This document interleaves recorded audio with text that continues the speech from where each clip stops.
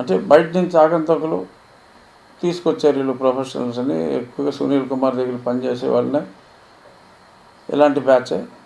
వాళ్ళకి ఒకడు ఒక బ్యాగ్లో కిట్ ఇచ్చాడు.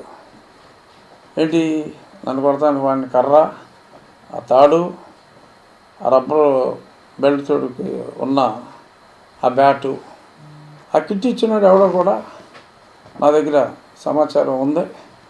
అది కూడా నేను పోలీస్ అధికారులకి చెప్పడం జరిగింది. ఆ కిట్ ఇచ్చినాడు కూడా ఒక ఐపీఎస్ వాడే. ఆ కిట్ ఇచ్చిన ఐపీఎస్ వాడు అందరి వివరాలు ఈ దారుణ ఈ కాండలో మరి అప్పటి ముఖ్యమంత్రి కోరికలు తీర్చడం కోసం మరి అతనే ఒక 20 ఏళ్ళు ఉంటాడు అనుకున్నా. ఏంటో ఇలా అన్ఫిట్ ఫర్ ఐపీఎస్ ఇటువంటి బ్యాచ్ అందరూ కలిసి నా మీద చేసిన దారుణమైన కుట్ర ఈరోజు పట్టాలెక్కింది.